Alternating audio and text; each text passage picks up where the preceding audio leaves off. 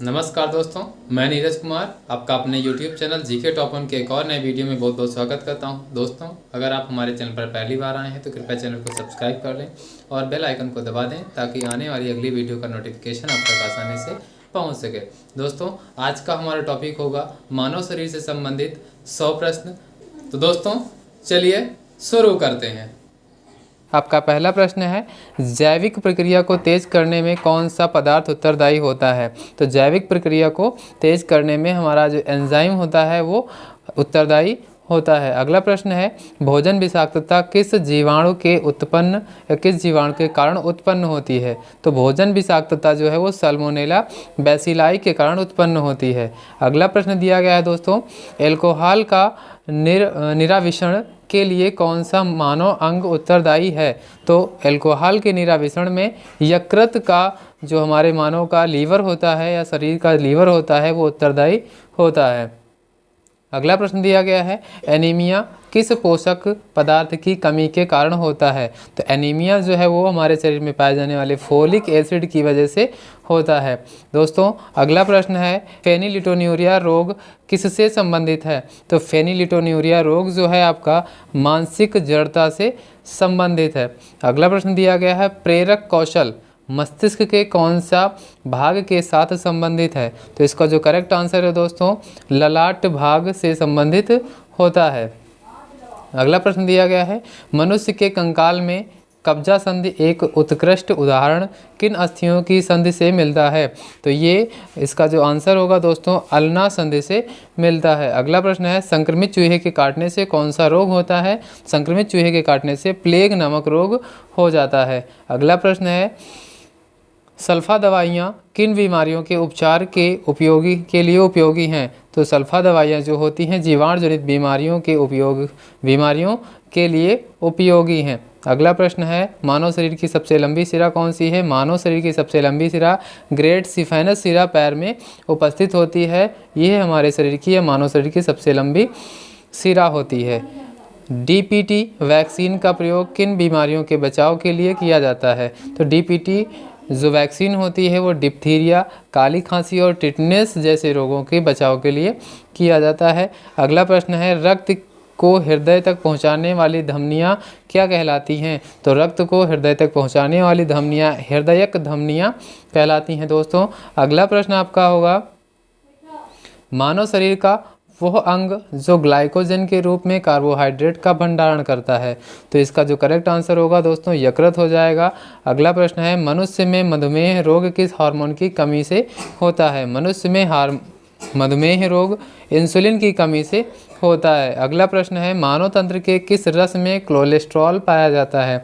तो मानव के पित्त रस में कोलेस्ट्रॉल पाया जाता है। मानव शरीर की सबसे बड़ी गुहा कौन सी है? तो मानव शरीर की सबसे बड़ी गुहा कोलम होती है। अधिकतर कीट किस प्रकार का श्वसन क्रिया करते हैं? तो अधिकतर कीट जो होते हैं श्वास नली प्रणाली द्वारा श्वसन क्रिया करते हैं। अगला प्रश्न है, तंत्रिका तंत्र का विकास सर्वप्रथम किस जीव में माना जाता है? तो तंत्रिका तंत्र का विकास सर्वप्रथम हाइड्रा में माना जाता है। अगला प्रश्न है दोस्तों, अग्नाशय को पाचक रस के उत्पादन के लिए उत्तेजित करने वाला हार्मोन कौन सा है? तो इसका जो आंसर होगा दोस्तों, सिक्रिटिन हो जाएगा। अगला प्रश्न है, रक्तदाब का नियंत्रण किस ग्रंथि के द्वारा होता है? तो रक्तदाब का जो नियंत्रण होता है अधिवृक्क ग्रंथि के द्वारा होता है। अगला प्रश्न है, मानव भ्रूण का हृदय स्पंदन कब प्रारंभ होता है? मानव हृदय का जो हृदय स्पंदन है वो लगभग विकास के चौथे 5वें सप्ताह में शुरू हो जाता है। अगला है, और दोस्तों इसको हम FHR के नाम से भी जानते हैं या फिर हम इसको फीटल हार्ट रेट के नाम से भी जानते हैं। अगला प्रश्न दिया गया है, लाइपेज द्वारा वसा के जल अपघटन के पश्चात क्या प्राप्त होता है? तो लाइपेज द्वारा वसा के जल अपघटन के पश्चात वसीय अम्ल और ग्लिसरॉल प्राप्त होता है। अगला प्रश्न है, हेमिकार्डेटा संघ के जीवन में किसके द्वारा उत्सर्जन होता है? तो इसका जो आंसर होगा दोस्तों, कोशिका गुच्छ के द्वारा उत्सर्जन होता है। अगला प्रश्न है, मूत्र की मात्रा का नियंत्रक है। मूत्र की मात्रा का नियंत्रक जो है ADH एवं अल्डोस्टेरोन होता है। अगला प्रश्न है अविंदुकता नामक रोग किस अंग को प्रभावित करता है? तो अविंदुकता नामक रोग जो है दोस्तों वो आँखों को प्रभावित करता है। अगला प्रश्न है शीत निद्रा के दौरान मेढक किस अंग से श्वसन क्रिया करता है? मेढक जो है शीत निद्रा के दौरान केवल त्वचा से श्वसन क्रिया करता है। अगला प्रश्न दिया गया है यातायात पुलिस शराब के नशे वाले व्यक्ति की श्वास जांच में किस प्रकार के मिश्रण का प्रयोग करती है? तो इसमें जो इसका जो करेक्ट आंसर होगा दोस्तों पोटेशियम डाइक्रोमेट सल्फ्यूरिक अम्ल हो जाएगा दोस्तों। अगर आपको वीडियो अच्छी लग रही हो तो वीडियो को लाइक ज़रूर कर दें दोस्तों और चैनल को सब्सक्राइब ज़रूर कर दें दोस्तों। आगे देखते हैं अगला प्रश्न आपका कौन सी औषधि मूत्र के स्राव को प्रोत्साहित करती है? तो इसकी जो करेक्ट आंसर होगा डायरेटिक्स जो होते हैं वो मूत्र के स्राव को प्रोत्साहित करते हैं। अगला प्रश्न है मानव शरीर में भूख तथा तृप्त मस्तिष्क के किस भाग द्वारा नियंत्रित होती है? तो ये मानव शरीर की जो भूख है वो हाइपोथैलेमस के द्वारा नियंत्रित होती है। अगला प्रश्न है पशुओं के स्तनों में दूध उतारने के लिए किस हार्मोन का इंजेक्शन लगाया जाता है? तो इसका जो करेक्ट आंसर होगा दोस्तों ऑक्सीटोसिन हार्मोन का इंजेक्शन दोस्तों दिया जाता है। अगला प्रश्न है श्वासोच्छ्वास बाहर निकली वायु में ऑक्सीजन की कितनी मात्रा होती है? तो इसका जो करेक्ट आंसर होगा दोस्तों लगभग 17% मात्रा होती है। अगला प्रश्न है आमाशय की भित्ति से कौन सा हार्मोन स्रावित होता है? तो आमाशय की भित्ति जो है उससे गैस्ट्रिन नामक हार्मोन जो होता है सिक्रीट होता है। ऑक्सीजन श्वसन की क्रिया कोशिका के किस भाग में संपन्न होती है? तो कोशिका द्रव्य एवं माइटोकॉन्ड्रिया वाले भाग में ये संपन्न होती है। अगला प्रश्न है श्वसन द्वारा उत्पन्न ऊर्जा का किस रूप में होता है? ऊर्जा का संग्रहण किस रूप में होता है? तो कह सकते हैं इसका जो करेक्ट आंसर होगा दोस्तों एटीपी में। अगला प्रश्न है कार्बोहाइड्रेट तथा वसा मेटाबॉलिज्म के प्रमुख अंतिम उत्पाद हैं। तो कार्बोहाइड्रेट और मेटाबॉलिज्म के प्रमुख अंतिम उत्पाद जो हैं वो CO2 और पायरुविक अम्ल होते हैं। अगला प्रश्न है अवायवीय श्वसन में कौन सी क्रिया होती है? अवायवीय श्वसन में ग्लाइकोलाइसिस क्रिया होती है। अगला प्रश्न है मानव में श्वास दर प्रति मिनट लगभग कितनी होती है? तो मानव में श्वास दर जो होती है लगभग 16 से 18 बार प्रति मिनट होती है। अगला प्रश्न है फाइलेरिया किसके कारण होता है? फाइलेरिया गोलक्रम के कारण होता है। हृदय की धड़कन नियंत्रित करने के लिए क्या आवश्यक है? तो हृदय की धड़कन को नियंत्रित करने के लिए सोडियम की आवश्यकता होती है। सिलिकोसिस रोग किस अंग से संबंधित है? तो सिलिकोसिस रोग जो है वो फेफड़े से संबंधित है। अगला प्रश्न है स्टार्च के जल अपघटन में कौन सा एंजाइम बनता है? तो इसका जो करेक्ट आंसर होगा एमाइलेज बनता है। कब नींद आने के लिए किस चिकित्सा शब्दावली का प्रयोग किया जाता है? तो जो चिकित्सा शब्दावली है उसको हम अनिद्रा या इंसोम्निया के नाम से भी जानते हैं। इंसोम्निया के नाम से भी जानते हैं। अगला प्रश्न है मस्तिष्क का कौन सा भाग गुरुत्वाकर्षण के विरुद्ध शरीर का समर्थन करता है? तो इसका जो आंसर होगा दोस्तों अंतराली केंद्रक के रूप में समर्थन करता है। अगला प्रश्न है मलेरिया प्लाज्मोडियम नामक परजीवी की खोज किस वैज्ञानिक ने की थी? तो इसका जो करेक्ट आंसर होगा दोस्तों सर रोनाल्ड रॉस ने इसकी परजीवी की खोज की थी। अगला प्रश्न है ट्यूमर की पहचान के लिए किस रेडियोधर्मी समस्थानिक का प्रयोग किया जाता है?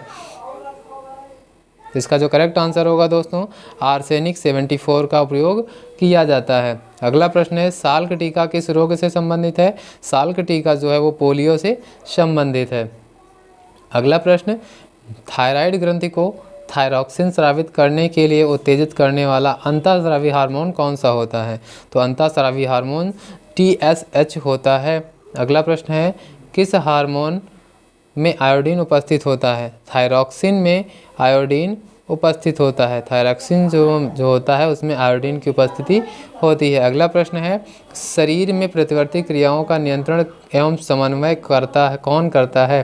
तो शरीर में प्रतिवर्ती क्रियाओं का समन्वय या नियंत्रण मेरुरज्जु करता है या स्पाइनल कॉर्ड जिसको कहते हैं वो करता है। अगला प्रश्न देखते हैं गर्भ निरोधक दवाई के रूप में किस हार्मोन की गोलियां दी जाती हैं?